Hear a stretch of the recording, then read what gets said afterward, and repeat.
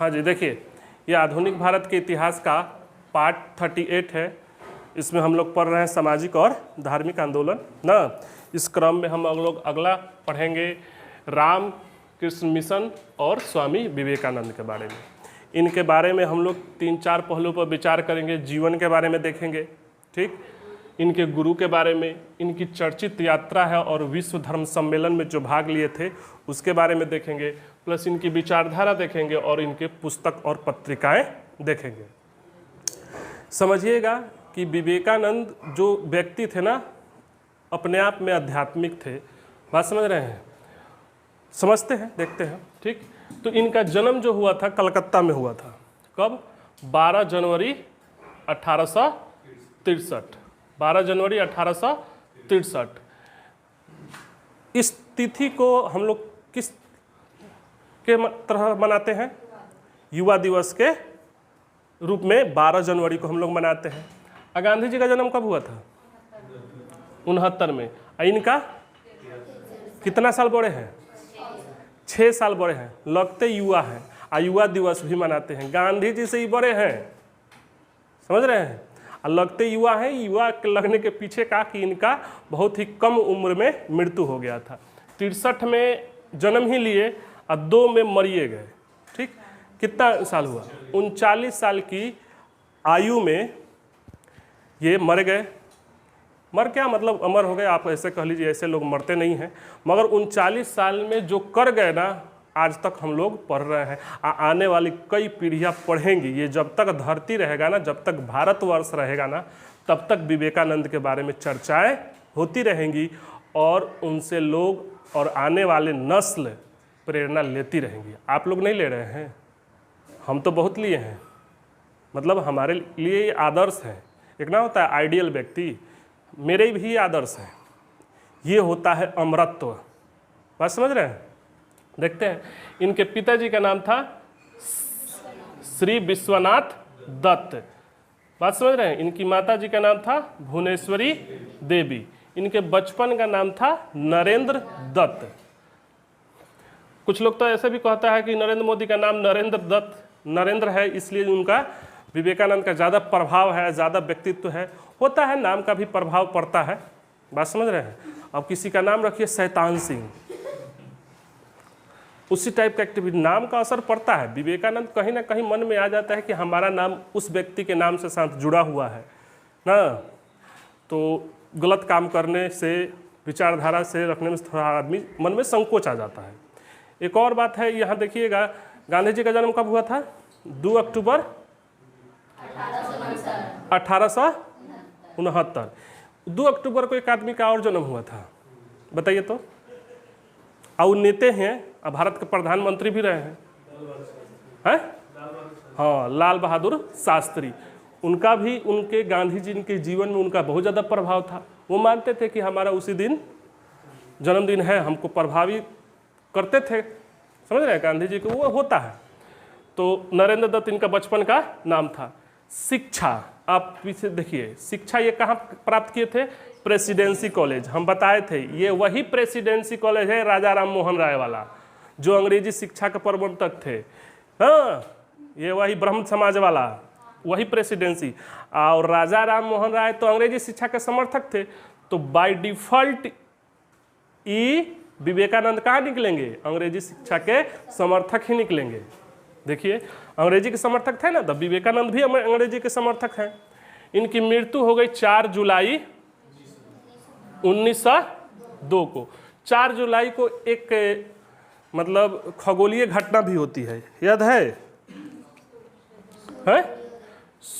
सूर्य जो है, पृथ्वी इस समय सूर्य से सबसे ज़्यादा दूरी पर होती है, ये 4 जुलाई को। जैसे अंडाकार है ना, ये पृथ्वी है, तो ये अंडाकार मार्ग पर है ना, तो एक तो यहाँ आ सकती है, एक तो यहाँ आ सकती है। तो इस वाले डेटवा पर, इस वाले यहाँ पे 4 जुलाई को होती है सबसे दूरी ना। औसत निकाला गया है सूर्य और पृथ्वी का, तो 15 करोड़ किलोमीटर आता है ना, ठीक। तो यहाँ पे कम होगा, यहाँ पे ज़्यादा। ये 4 जुलाई की स्थिति है। इसको क्या बोलते हैं? एपीहिलियन की पेरीहिलियन? पेरीहिलियन, ठीक। बात समझ रहे हो? अपसौर उपसौर देख लीजिएगा 4 जुलाई वाला, ऐसे याद रखिएगा, याद रखने के दृष्टिकोण से बता रहे हैं। इनका उपनाम है 9 हिंदू धर्म के दूत।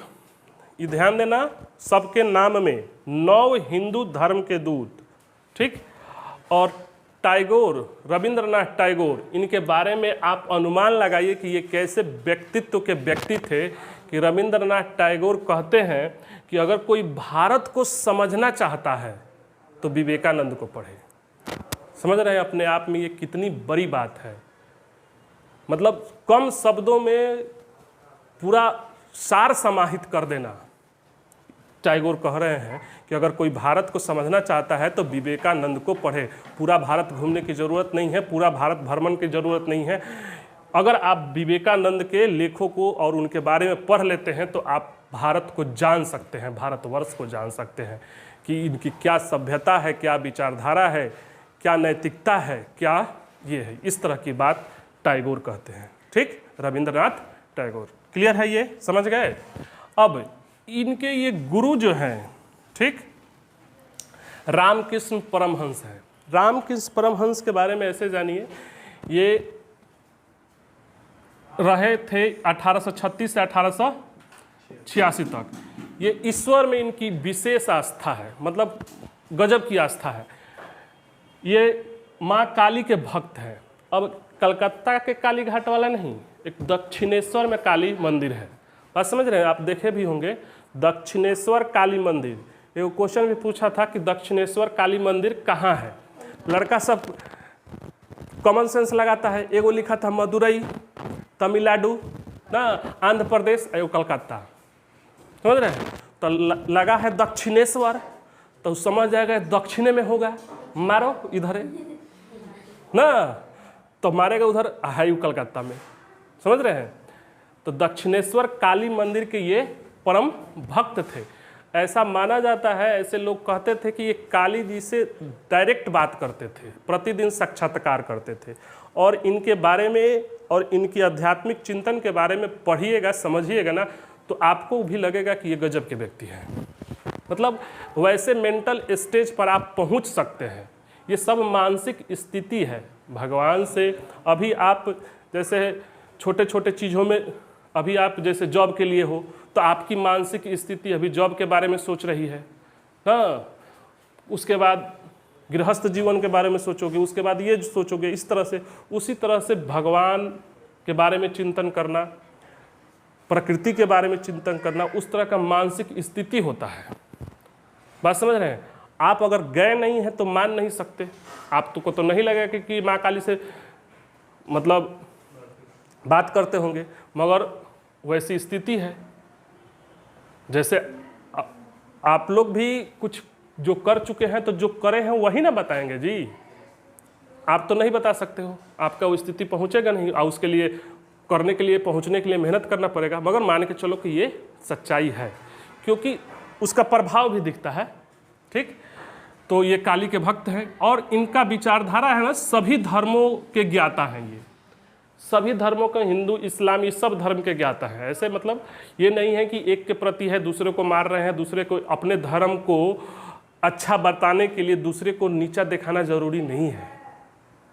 आजकल यही हो रहा है। देखिएगा, हमारा धर्म अच्छा है, ये नहीं बात करता है व्यक्ति कि हम अच्छा हैं, हमारा अच्छा है। ये बात करता है कि आप बुरा हो। गजब बात है। तुम अपने बारे में बताओ ना जी कि हम अच्छे हैं, हमारी विचारधारा क्या है, हमारा लॉजिक क्या है ना। दूसरे के बारे में काहे बता रहे हो कि ये खराब है। तुमको ठेका कौन दे दिया? एगो है कोई पीस टीवी वाला, वो आ जाता है एथिया पर, उसको भारत सरकार बैन करके रखा हुआ है। क्या नाम है? जाकिर नायक कैसे ही कौन है, शैतान लगता है हमको वो। अरे अपने बारे में बताओ, दूसरे के बारे में कौन जजमेंट कर रहे हो कि तुम खराब हो? दूसरा खराब है इससे तुम अच्छा हो जाओगे? वही ऐसा कुतर बात करता है ना कि हमको गजब का खिन्न आ जाता है, समझ रहे हैं। तो वैसे व्यक्ति मतलब धार्मिक विचारधारा मत मानिए जो दूसरे को बुराई करे। अरे वो भी ईश्वर का आदमी है, उसके में भी वही है। संभाव नहीं हो तो आप ईश्वर का तब पहला कदम ही नहीं जा सकते। फर्स्ट सीढ़ी होता है ना, अगर मनुष्य में विभेद कर पा रहे हैं वो तो फर्स्ट स्टेप नहीं जाएगा। वहाँ तो हर चर अचर में ही ईश्वर को देखना पड़ता है, क्योंकि सारी सृष्टि भगवान द्वारा रचित है।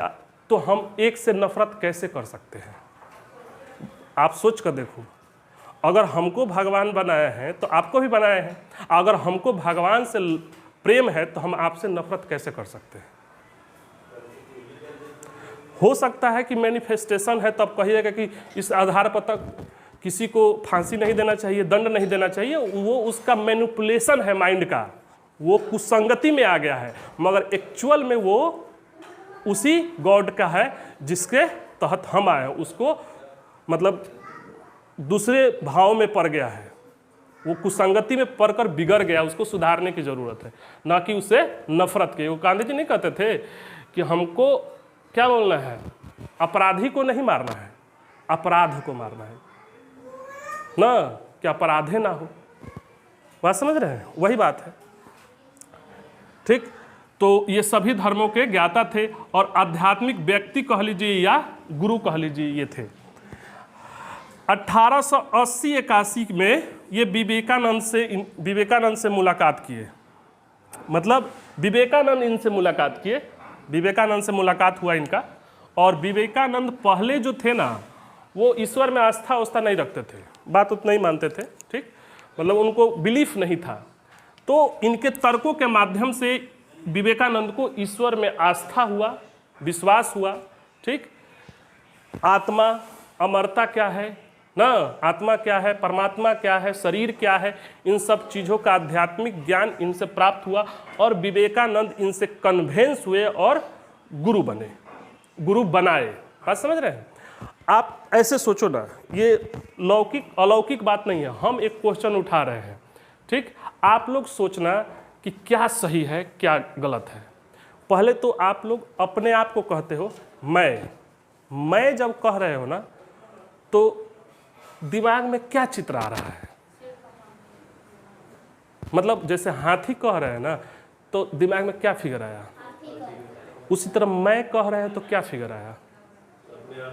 शरीर जो रोज आईना में देखते हो, यही ना आएगा जी। जो आईना में फोटो में आजकल तो मोबाइल है, सेल्फी का जमाना है, गजब। ठीक, तो वो अपने आप का चेहरा आया। अब सवाल ये देखिए, अगर आप सोए हो रात में, ठीक, बात समझ रहे हो, और सपना देख रहे हो कि कहीं जा रहे हो, और जाकर टकरा गए हो, आ गिर गए हो ना, चोट लगा, रो रहे हो। एक्चुअल बात समझो कि अगर सपना में रो रहे हो तो चिल्ला भी दोगे, और अगर सपना में डर रहे हो तो आपके शरीर की एक्टिविटी, पसीना वसीना भी आएगा। मगर आप तो सोए हो, तो रियल आप कौन हो? जो सोए हो, वो जो सपना में जा रहा था वो। अब बताओ ना, हु इज यू? आप हो कौन रियल में? आप तो शरीर तो सोया हुआ है। और मुद्दे की बात यह है कि शरीर पर प्रभाव भी दिख रहा है, तो कहीं ना कहीं शरीर तो तुम हो नहीं ना, नहीं तो प्रभाव भी नहीं दिखता। चिल्ला कैसे दिए जी? डर कैसे गए सपना में? तो एक्चुअल आप हो क्या? शरीर हो कि सपना में जो जाकर लड़ गया वो हो? समझ रहे हो बात को? प्रश्नवाचक चिन्ह तो बनता है। सोचो आप कि एक्चुअल में आप हो कौन। इसी तरह की बातें का मतलब ज्ञान ये प्राप्त किए।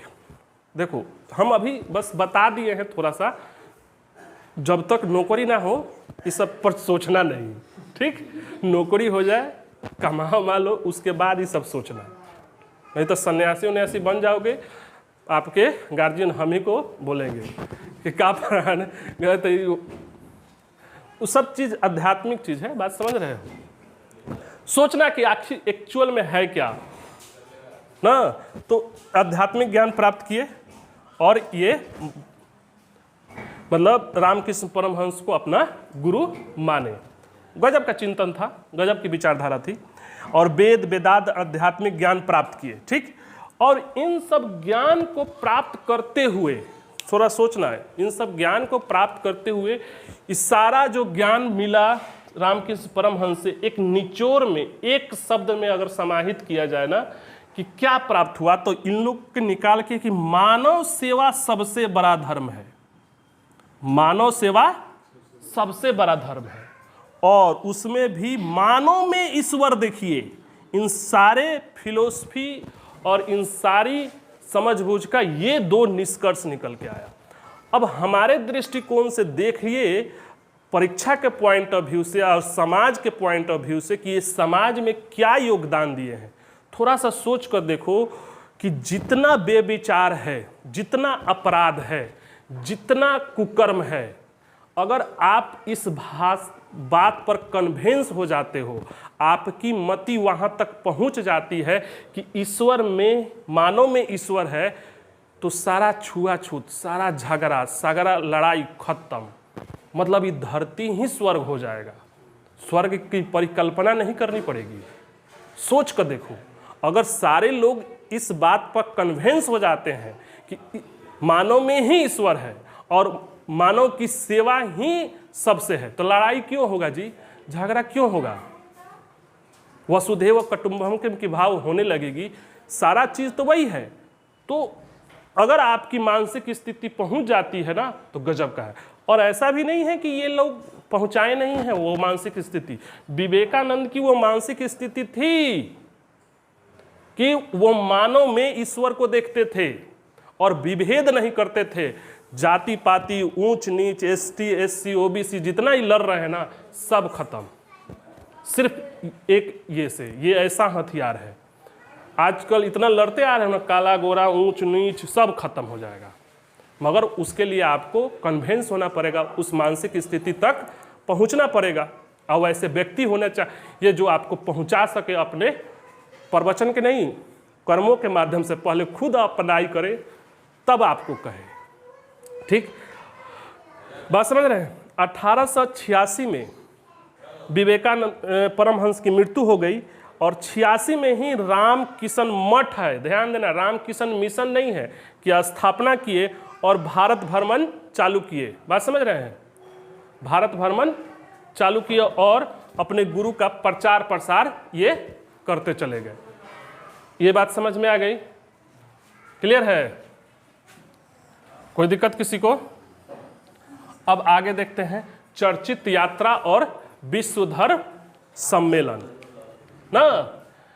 देखिए 1893 ईस्वी में राजस्थान के क्षेत्रीय राजा थे कुंवर अजीत सिंह, ये याद रखिएगा नाम। उन्हीं के सहयोग से, मतलब पैसा वैसा का फाइनेंशियली हेल्प किए थे, ये विश्व धर्म सम्मेलन में गए थे। कहाँ गए थे ये तो पढ़ती है, सब लोग को पता है ना, शिकागो ना। ये सब तो ये लिखे नहीं है कि ये आप लोग को पता है। ठीक, सम्मेलन में कुंवर अजीत सिंह इनका हेल्प किए थे, और कुंवर अजीत सिंह ने ही इसको सलाह दिया था कि आप अपना नाम विवेकानंद रख लीजिए। तो विवेकानंद नाम किसी ने दिया नहीं, ये स्वयं अपने आप को नाम दिए थे विवेकानंद, अजीत सिंह के सलाह पर। बात समझ रहे? आगे पीछे दीजिएगा तो सब उपनाम किसी के ना किसी के द्वारा दिया गया है। इनका जो है क्या है, खुद दिए थे। 11 सितंबर है, डेटवा याद रखिएगा, 11 सितंबर 1893 को ये अमेरिका में शिकागो में ओजस्पूर्ण भाषण दिए, और उस भाषण के माध्यम से ये विश्व प्रसिद्ध हो गए। आप देखोगे ना कि डायरेक्ट लोगों के साथ कनेक्ट कर पाना, आत्मत्व की भाव को जोड़ पाना। और सब जो धर्म के गुरु थे तो बोलते थे लेडीज एंड जेंटलमैन, और तरह के माध्यम से संबोधन करते थे ना, पढ़े लिखे हैं चाहे जो भी है। ये डायरेक्ट बोले brother and sister of America. ये सुनते ही मतलब एकदम बिजली की तरह जितने लोग बैठे थे सब में रौंद गया कि गजब की विचारधारा है। आप सोच कर देखो, और लोग कह रहे हैं ना कि लेडीज एंड जेंटलमैन, तो आप अलग हो गए। और जैसा ही कहें brother and sister of America, it means that आप हमारे ब्रदर एंड सिस्टर हैं जो अमेरिका में रहते हैं। ये आत्मत्व का भाव है। और लेडीज एंड जेंटलमैन कह दिए तो गलत भावना भी आ सकती है, और हम आपको अलग अपने पहले ही शब्द से कह दिए। और उसके बाद जो भाषण हुआ तो इतना ये प्रसिद्ध हो गए थे। ठीक बात समझ रहे हैं? आज भी देखिएगा उन्हीं का दिया हुआ हर नेता कनेक्ट करने के लिए कहता है, भाइयों और बहनों हिंदी में भाइयों और बहनों, ठीक। कुछ कुछ तो ऐसे भी कह देता है भाइयों और उनकी बहनों, बात समझ रहे हैं, वही चीज है। और ये विश्व प्रसिद्ध हो गए। अब देखिए वहां का एक पेपर है द न्यूयॉर्क हेराल्ड। तो उस समय की विचारधारा थी लोगों की कि भारत पिछड़ा है, चाहिए है। तो न्यूयॉर्क हेराल्ड लिखता है इस भाषण के बाद कि अगर हम भारत में धर्म प्रचारक भेज रहे हैं, अब देखिए कितनी बड़ी बात है कि अगर हम भारत में धर्म प्रचारक भेज रहे हैं तो ये हमारी मूर्खता है। कि मतलब ये हुआ कि जिस भारत से ऐसे सन्यासी आए हैं जिनकी इस तरह की विचारधारा है और इस तरह का जीवन है, इस तरह का चरित्र है, उस भारत में हम धर्म प्रचारक भेजेंगे। वही बात हो जाएगा कि सूरज को दिया दिखाना। ये बतौर न्यूयॉर्क हेराल्ड लिखता है कि ये अद्भुत, मतलब ये अतिशयोक्ति हो जाएगा कि हम लोग भारत में धर्म प्रचारक भेज रहे हैं जहां से ऐसे व्यक्ति आए हैं। बात समझ रहे हैं? सोचिए ये कितनी बड़ी बात है, ठीक। और भारत का डंका पूरा विश्व में बज गया, क्योंकि वहां के सब तो आए होंगे ना पूरा विश्व के, ठीक। अभी जैसे चल रहा है G20, समझ रहे हो, ये नॉनवेज नहीं ना है, खाना वाना खिलाया तो नॉनवेज नहीं है, भेज है। जितने आए हैं सारे भेज खाए हैं, ठीक। अब भेज में 500 प्रकार का है। अब ये जहाँ जाएंगे ना तो उनको बाहर है तो उनको तो बस वही पता है, चिकन कढ़ी, चिकन मसाला, चिकन ये, वह 4-5 गो सब में चिकन चिकन रहेगा। वो तो वैरायटी जानते ही नहीं, खाने के किस्म को जानते ही नहीं है कि क्या क्या हो सकता है भेज में भी। उन लोगों को लगता है कि भेज में वह रोटी या सब्जी वब्जी है, मगर यहाँ खाए होंगे तो हाँ एगो भारत देश है, विविधता है, खाने में भी विविधता है और सही में वैरायटी है, ठीक। हमारे यहाँ ये बिहार का लिट्टियो चोखा है, अभी बाजका, पुआ, पूरी, गुलगुआ, और कहाँ बनता है जी, गुलगुल्ला, और हाँ बनता है। वो सब खिलाने लगेगा तो हाँ खिचड़ी, पुआ और ठेकुआ, खास्टा। अब देखिए वैरायटी, पुरुकिया, हाँ गुजिया जिसको बोलते हैं, मतलब ये सारे भेज आइटम है। विदेशियों को कहोगे ना तो ये सोचिए नहीं सकता कि इतना भी हो सकता है, और सबका टेस्टो अलग है, समझ रहे हैं। तो उसी तरह का बात उस समय हुआ था। 3 वर्ष तक ये यूएस में रहे, ठीक। और 1896 में वेदांत सोसाइटी, ये ध्यान देना, ये न्यूयॉर्क में है, स्थापना किए। शांति आश्रम ये कैलिफोर्निया में, विदेश में स्थापित किए हैं, ठीक। 1897 में ही भारत आए। अब भारत आने के बाद राम किशन मिशन की स्थापना की है। देखिए ये राम किशन मठ है, ये राम किशन मिशन है। इसका मुख्यालय बेल्लूर में है, कलकत्ता में। हम गए हैं कई बार, वहाँ जाइएगा ना तो मेन गेटवा पे ना सब धर्म का चिन्ह लगा हुआ है। नया आदमी जाएगा ना तो देखेगा ना तो कंफ्यूज होकर जाएगा कि किस धर्म का है। बात समझ रहे हैं? जैसे हमारा घर हो उसमें हम मुसलमान लोग का भी लगा दें, हिंदू धर्म का भी लगा दें, सिख का भी लगा दें, ईसाई का भी लगा दें, और हमको जो नहीं जानता है जान जाइएगा कि एक्चुअल में हम है का। ठीक इसी तरह का बात है। तो मतलब सब धर्म को, सार्वभौमिक धर्म को मानने का, सबको समान दृष्टि से देखना, किसी को नीचा दिखाना नहीं, इस तरह की भावना से ये बेल्लूर मठ कलकत्ता में है, ठीक। विचारधारा देखिए, इनकी विचारधारा जो है वेदांत विचारधारा था। एक क्वेश्चन पूछता है कि इनके विचारधारा में बौद्ध दर्शन का प्रभाव दिखता है। अब ये कनेक्ट याद रखिएगा कि बौद्ध दर्शन का, आप सोच नहीं पाओगे बौद्ध कहाँ ई कहाँ, आप एक दूसरे को विरोधी मानोगे, ठीक, मगर विरोधी नहीं, इनके विचारधारा में बौद्ध दर्शन का प्रभाव दिखता है। ये क्वेश्चन पूछा हुआ है, ठीक। ये ईश्वर में आस्था रखते थे, ठीक। और सबसे इंपॉर्टेंट बात, ये मूर्ति पूजा में आस्था रखते थे। मूर्ति पूजा में अभी तक पीछे 2 जो पढ़ाए हैं, दयानंद सरस्वती और राजा राम, वो दोनों आदमी मूर्ति पूजा में बिलीफ नहीं रखते थे। ये मूर्ति पूजा के आस्था रखने वाले व्यक्ति हैं। बात समझ रहे हैं? अब इनके फिलोसफी है। फिलोसफी क्या है? आप भी उस फिलोसफी का आज तक काट नहीं है।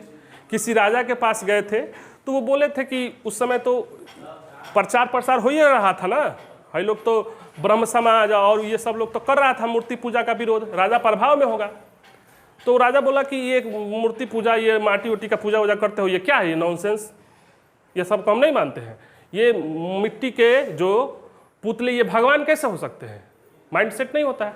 तो वहीं पे तस्वीर लगा हुआ था उनके पिताजी का। तो बोले कि ये किसकी तस्वीर है, तो बोले कि तब मेरे पिताजी की है, तो आप इस पर थूकिए। कहते अपने पिताजी पर, कहा पिताजी कहाँ है, ये तो कागज का यथी है, थूकिए इस पर।